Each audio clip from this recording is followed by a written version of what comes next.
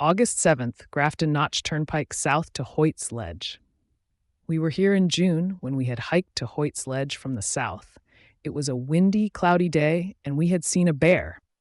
Today we are starting from Grafton Notch Turnpike, and we will be heading south to Hoyt's Ledge where we had left off. Today the weather was much different. It was a 100% humid day with no wind, and it was very warm out. We had torrential downpours during our drive here. Right now the rain has stopped and the sun is out. We hiked up to the junction of Trapper John's shelter and then descended off the trail about 0.3 of a mile to the shelter. The Trapper John's shelter is an Adirondack-style shelter that was built at the site of the Holt's Ledge Cabin in 1973 by the Dartmouth Outing Club. This shelter is named for Trapper John McIntyre, a character from the television show MASH. Remnants of the cabin's stone fireplace and chimney are next to the shelter, and the old stone fireplace still has the mantel. The trail climbed up from the junction another 2 miles that was quite steep to a ledge area. We reached Hoyt's Ledge and had a beautiful, clear view of the surrounding mountain and valley. No fog like the last time. Sometimes hiking this way, we get to come back to sections of the trail where we have no views due to the weather and get a second chance to see the view when it is a clear day. Through hikers have to keep moving and may not get the chance to always see the view on clear days. The sheer rock wall up here is breathtaking. As you look over the ledge straight down, it is a straight drop down to the valley. We had completed this section of the trail. There was a ski trail that you can take back down to the road. However, we decided not to take it. We took the AT back down and reached the parking lot near the Dartmouth Skiway at 6:30 and drove over to the AT parking lot trail that climbs up to Smart Mountain, where we had camped in June. We will be spending the night here in our truck camper. There was a nice stream flowing behind the camper, and it was very peaceful and quiet here. August 8th, cross Rivendell Trail Junction south to a logging road back to Baker Farm Road. We are parked on Baker Farm Road and will be taking the Dartmouth Club Cross Rivendell Trail up to Mount Cube. The weather was on and off rain with some downpouring on the way up to Mount Cube. The trail was about 2 miles up to Mount Cube, and the views were mostly in the fog and the clouds on the way up. The trail was nicely cleared and well maintained. Some local people had passed us on this section of the trail on their way up to the top for exercise. Another guy had passed us and told us that he does this 2 days a week for his workout. Wow, what a workout! The trail was beautiful and well maintained, and we found a lot of blueberry bushes. The climb up was extremely steep and very difficult. The humidity made it even worse. There was no air flowing with periods of sun and rain. The rocks and boulders were very slippery, and Dave had fell twice on the flat boulder climbs. I had never seen so much white and pink, smooth granite boulders as I had seen on this climb. We had come out at the top of Mount Cube and was on the AT. A mother with her son had taken our picture with our camera, and we used their camera to take a picture of them. After we headed on to the AT from Mount Cube, it had started to downpour on us again. We put back on our raincoats, and as we were hiking, the soles of one of my boots had come loose, and my feet were getting soaked. I had just purchased these boots, which were supposed to be waterproof, from the Salvation Army. They were marked as new. My other hiking boots I had for years and many miles had also just fell apart before this trip. I had to wrap a garbage bag that we had in the pack around my boots to try to keep my feet dry. Dave had used the tie from his shirt that had a hood and tied the bag around my ankle. It was a long, hard 2-mile descent to the junction of the Hexacube shelter, and then another 0.2 of a mile uphill to the only hexagon-style shelter on the Appalachian Trail. We were very hungry right now, which had only made the hike here more difficult, but at least the bugs were very light today. We sat inside the shelter and finally ate our lunch. The sun was back out, and we were in a very beautiful pine forest here. We headed back to the trail heading south on the AT, and we had to find a logging road that would descend to the town of Quintown, and then back onto Baker Farm Road, where our truck camper is parked. We were not sure if this logging road still existed. However, we met a hiker going north, and he told us that he had crossed a logging road. I figured that it was about 1.3 miles to the road. Dave had calculated this with his AV-Trek men's digital sport watch. It had a pedometer on it. We reached the logging road and found a nice bench here to sit on. The watch was right on at 1.3 miles. It was a pleasant area with some wildflowers beside the well-traveled gravel road. The walking was smooth on this gravel dirt road as we headed down to Quintown. In a short distance, we reached an inviting pool. A very strange hiker had asked us earlier on the AT if we knew where the pool was on this section of the trail. We told him that we did not know of any pool as we were not from around here. He said that he had been looking for the pool along the wrong river.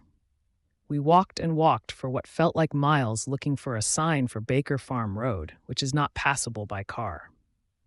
We reached a new bridge and passed a large backhoe before passing an area with maple lines that went over the dirt road. We continued on and were ready to just drop dead from exhaustion. Where is this road? A car came flying toward us with an elderly couple in it, and Dave waved them down. The driver stopped, and Dave asked him if he knew where Baker Farm Road was on this road. The man, who had a black puppy on his lap, told us to go back to the backhoe that we had passed and to turn onto a dirt path behind the backhoe. He said that the dirt path would take us to Baker Farm Road. We turned around and headed back uphill on the dirt road.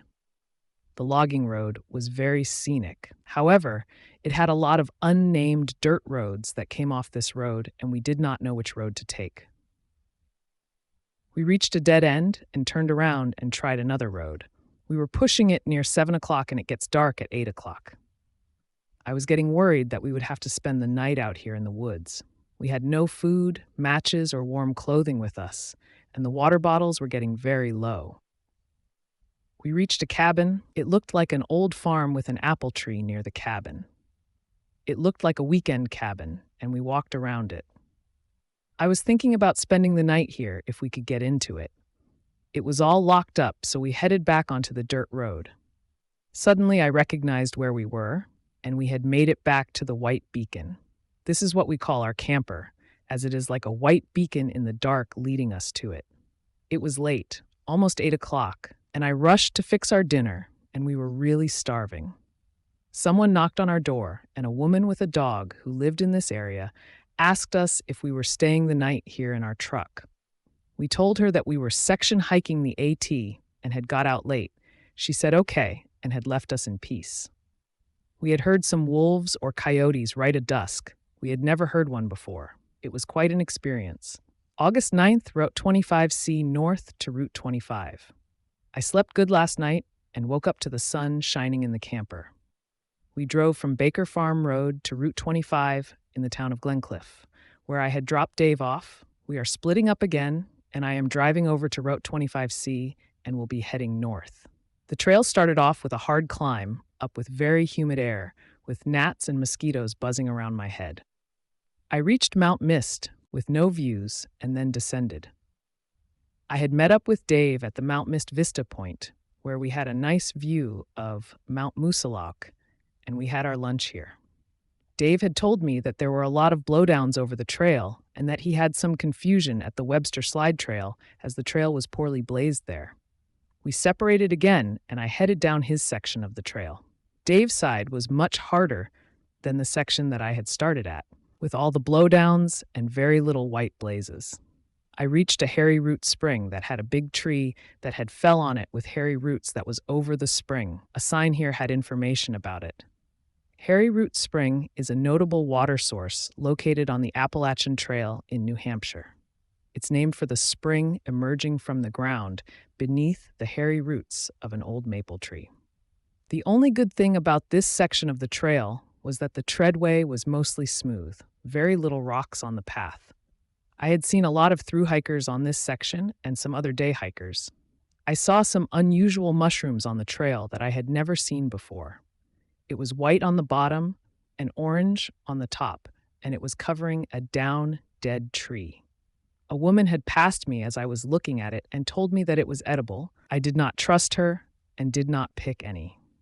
I met back up with Dave, and we drove over to Long Pond Road, where we will be camping tonight in our camper.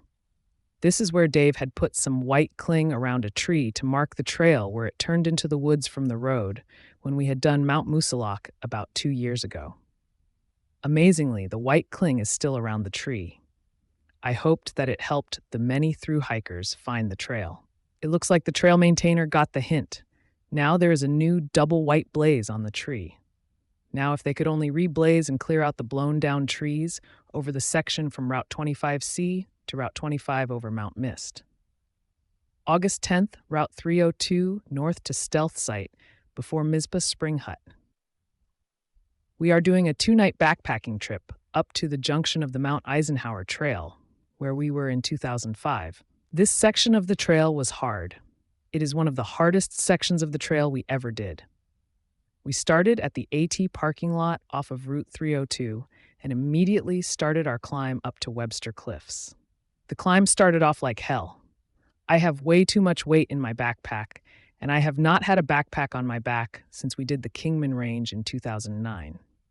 One of the difficulties of doing the AT like this is that every time that you put on this backpack, it is like the first time that you put on this backpack. Through hikers build up to the backpack, and it just becomes part of their hike. They get used to the pack being on their back. We do not build up to the backpack, so we never get used to it being on our back. The climb up to the cliffs was very steep and rocky, with lots of big boulders that we had to climb over and between. One section had some flat ledges that we had to scramble up while trying to find handholds in the rock or roots in order to help climb up them. It felt dangerous when you looked behind you and all you could see was a straight drop down. It was a very strenuous climb up, and the humidity made it worse as we were covered in sweat. Even our hands were sweating, making it difficult to hold onto rocks and roots. My backpack kept pulling me back, making me feel like I would fall backwards off this mountain. Also, my knees were still hurting me after I had injured it when we had done Mount Madison. We had thought that we had made it to Webster Cliff when we reached a cliff with a great view of the train going over a bridge along Mount Willie and of the Willie House off of Route 302. We had not reached the top of Webster Cliffs yet. We met some long-distance section hikers here who told us that we were already up to Mount Jackson. I, however, knew better. Some men just do not know how to read a trail map. Mount Jackson is the next mountain. We came to 5 more ledges with nice views that we kept thinking was the top. Then we descended and began another climb up with more hand-over-hand climbing, over more large boulders and more slanted boulders. We finally reached the Webster Jackson Trailhead sign, so we knew that we had passed the top of Webster Cliffs and had made it to the top of Mount Jackson. There were no signs for the top of these 4,000 footers. I guessed that all of that section that we had thought was the top of Webster Cliffs was indeed the Webster Cliffs. Luckily, the day was nice and sunny. It was our only sunny day of this trip, and we had great views of Mount Washington. We were trying to make it to Mizpah Spring Hut and the Nauman tent sites, but it was getting late, and a large group of Boy Scouts and a ton of other hikers had passed us on the trail. I was afraid that the site might be full and we would arrive near dark with no place to set up our tent. Dave found a nice spot off the side of the trail with a mossy ground. Dave set up the tent on the wet ground, and it was getting cold out. We had covered a lot of mileage today over very hard, difficult terrain, so it was nice to find a place to set up camp. It was not exactly where I wanted to set up camp. I would rather be back in our nice dry camper and my nice warm bed. Some hikers had told us one time that they had hiked the New England section of the AT in the fall and that the nights were boring because it got dark early, so you went to bed early.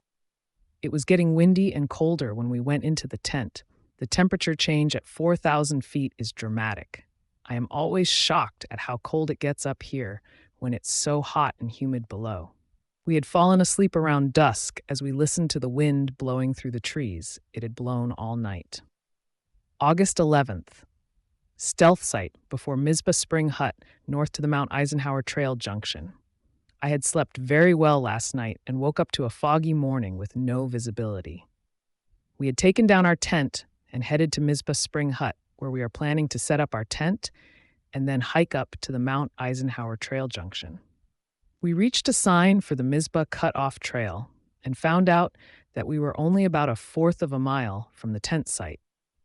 We made it to the Nauman tent sites at 8:30, only about a half an hour from where we had stealth site last night.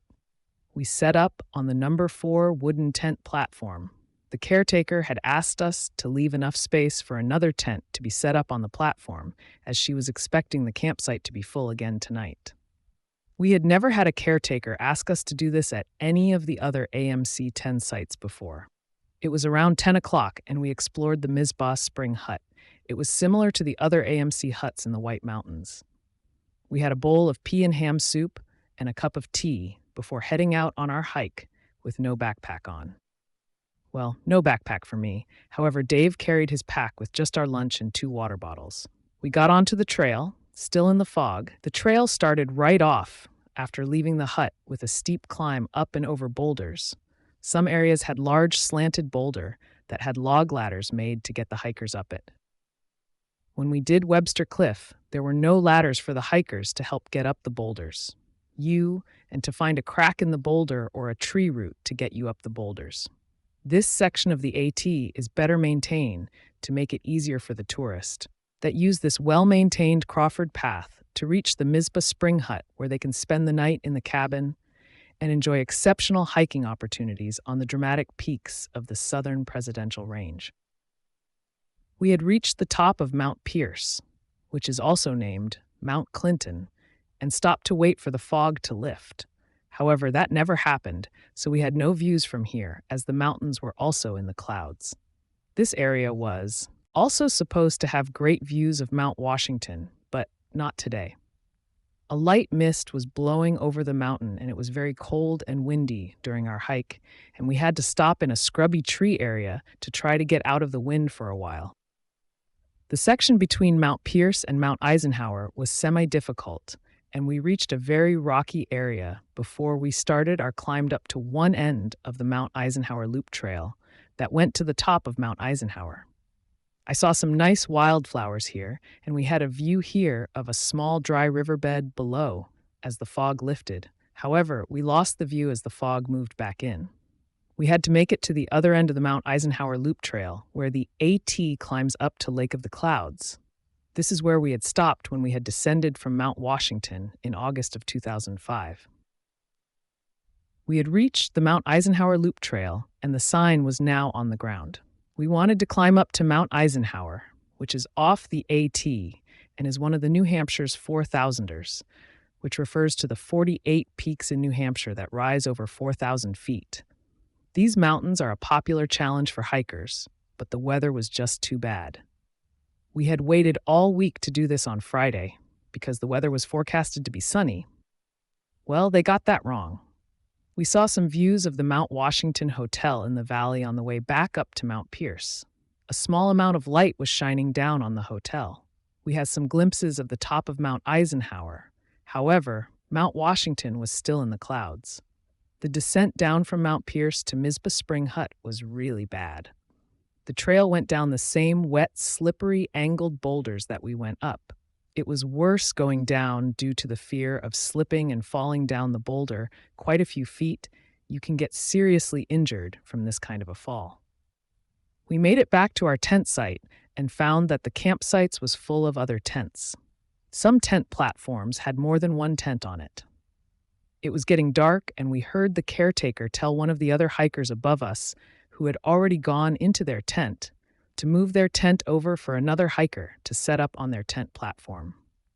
Surprisingly, we were spared and had the tent platform to ourselves.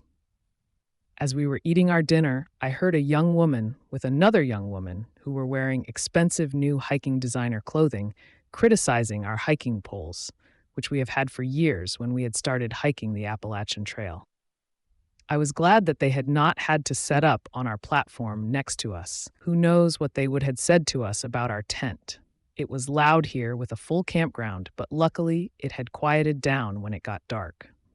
August 12th, Mizpah Spring Hut down to Route 302. We woke up around 5:30 this morning, and I had slept well after 7:30 last night. We woke up to a sunny morning, of course, on the day that we are leaving. I wish that it had been sunny like this yesterday when we climbed up to Mount Eisenhower. We had breakfast and had packed up for our hike back out to our car. I saw the same girls from last night heading out in hot pink fluorescence leg warmers, rich college girls. I have not seen such clothing since the MTV official video. Physical, song by British-Australian singer Olivia Newton-John from 1981. I started to sing it as the girls walked by our tent, and Dave told me to be quiet. We stopped inside the hut, and I grabbed a leftover plate of pancakes for Dave. One of the guests made a face at me, like we were not allowed to eat anything here, because they had paid to eat here, and we did not. However, hikers are welcome to eat anything left over after the guests had their meals. We are glad to be leaving the campground and the hut as it was overcrowded and they made us feel unwanted. How rude. We reached the Mizpah Cutoff Trail and the Crawford Path with tons of other hikers that were heading down this trail in front of us. It is amazing how many people hike up to this hut over the weekend. We reached Gibbs Falls on the way down, a very nice fall, and made it out to this sign near the road. The Crawford Path, the oldest continuously used mountain trail in America. In 1819, Abel Crawford and his son, Ethan Allen, cleared this path to the tree line near the top of Mount Clinton.